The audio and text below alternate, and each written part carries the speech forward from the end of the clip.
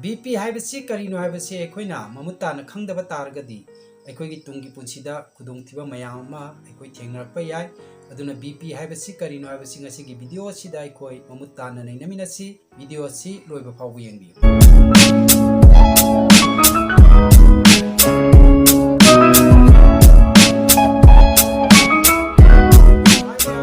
I am Rameshwar Thokchom, nice and wise expert and medical nutritionist. Ngasigi video sida ikoi BP Haibasi Karino Haibasi matangda mamutana khangminanaba honaminase aduna video si loiba phawi yengbiu. BP Haibasi aikoi miyoibada cheliba singli sida blood na chelakpa matamda maduda singli da pirakpa pressure adu waikoina BP haina khangnai.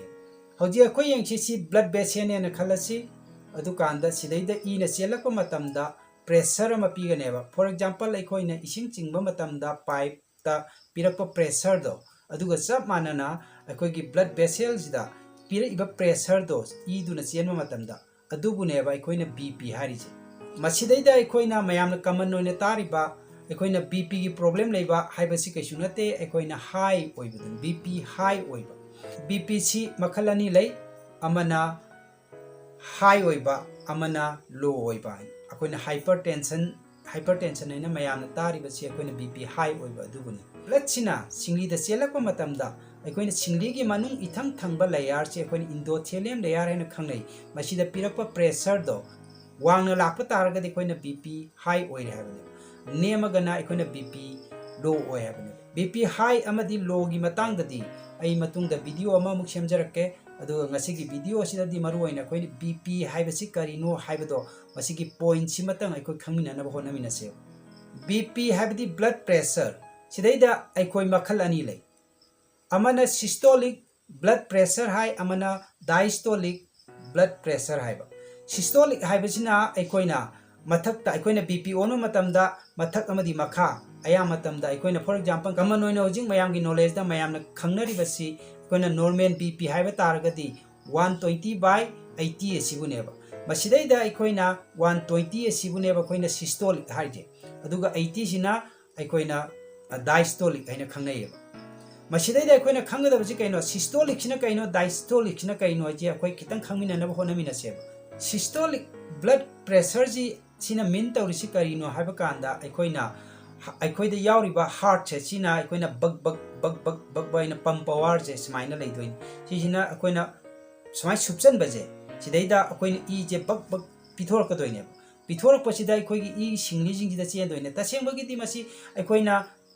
heart sina pump sana kanda e je hakchang ge kya thungna chen badina te akoina singli gi mateng maya da bag mayam lei adugi mateng na ju chen doine madugi matang da di kona video ama semasu ai semlakke tawudabu aikoina heart sina blood chain basi loina chen han badina te aduna ina mayam da hajne aikoina heart ki mathau jidi karino kanda aikoina heart ta changle iba ido madu pam chanara kanda mu pithorak pajini sigi pithorak pasida chelak padu da piri ba singli da piri ba force to adubune ba aikoina systolic haije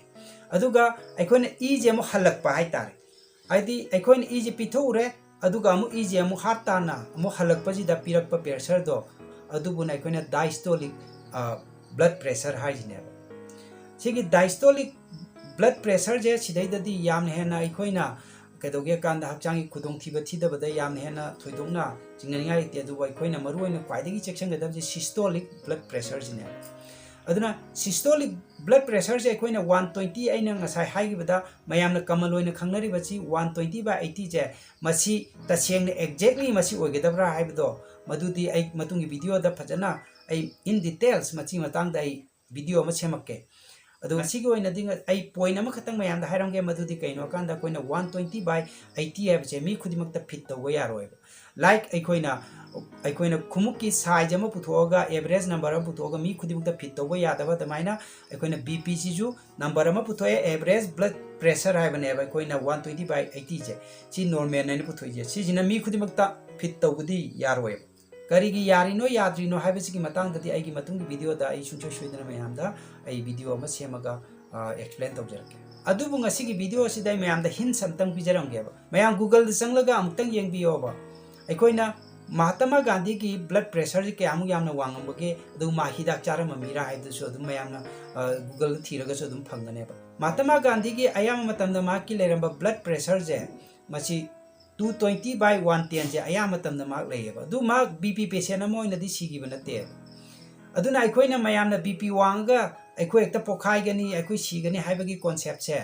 मसीगी concept सिमतंगदी मसीगी video सी येंगलबा मतुंगदा अदोम थादोपियो तबदम मसी हाइदना अइना बीपी वांगबसी चेखिलुनो हाइबगी वारी नते बीपी वांगब चेखिनगदबनी तबदबु अखोइना खंगदबसी बीपी कयामु यामना वांगबसिना अखोइना बीपी वांगे हाइदोनो कयामु यामना नेमबसिना बीपी नेम हाइगदोनो छे मसी नैनदब यारोयबा अखोइना मदु खंगबा मतुंगददी अदोम सोइदना अदोंगी अकीबदुसु हंतोखिगनेबा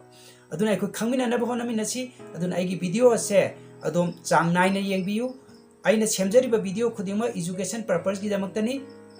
लोइनना अइना अइगी वीडियो खुदिमक्ता ngangliba mayam se with evidence ngaktaneba aidi अखोन मेडिकल साइंस द करी हाइरिगे हाइबदो मदु अइना mayam द यहुनबगी वा खतनेबा हाइबदि मेडिकल लिटरेचर द इरिबा mayam दुन अइना mayam द यहुलिबा मेसेज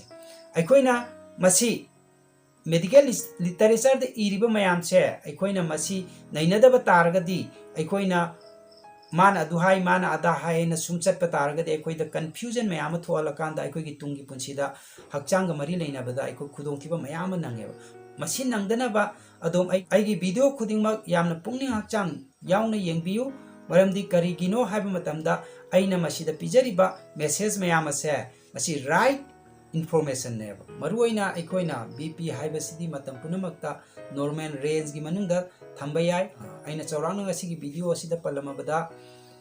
अखोइना बीपी जी तसेंगना अदोमना 160 by 100 वांगबदा अदुगा नेमबदा 100 by 60 अनिजी की मरक्ता अखोइना अप डाउन सानरगा लेबा तारगदी अदोंगी बीपी अदु नॉर्मल ने हाइना दुम लौबा याय अदुबो अखोइना बीपी की मतंग सिदा सममनबा मयाम लेरगसु अइगी मथंग मथंग वीडियो मयाम सेमखिनी अदुदा अखोइ मथंग मथंग दुम यंगिनसी मरुओइना साइन एंड सिम्पटम अमदि कोजेस मयाम सी अइ मतुंगी वीडियो द मथंग मथंग सेमखिगनी लोइसलकपसिदा अइना मयाम द हाइजनिंगलिबदी अखोइना बीपी हाइबसी अइगी पुंसी महिंग अमदि चकचाइ तक सोइखिबदगी ओइरकपा अदुगुंबा लैना मखल अमनी अदुना अखोइना मसिदी अइगी पुंसी महिंग अमदि चकचाइ तक सेमतोकपा तारगदी यामना लाइना फहनबा याय अदुना अदोम कीबा तौबिगनु कीबा हाइबसिना अदोंगी हक्चांगदा हेना सोकननबा मरम अमसु ओइहल्ली लोइनना अखोइना नारबा मतुंगदा दरकार ओइरिबसी मेडिकेशन दु नते एजुकेशन नि हाइबसी हाइजरगा ngasi video asi matang asida loisinjarage kanglai pak imana yai phare।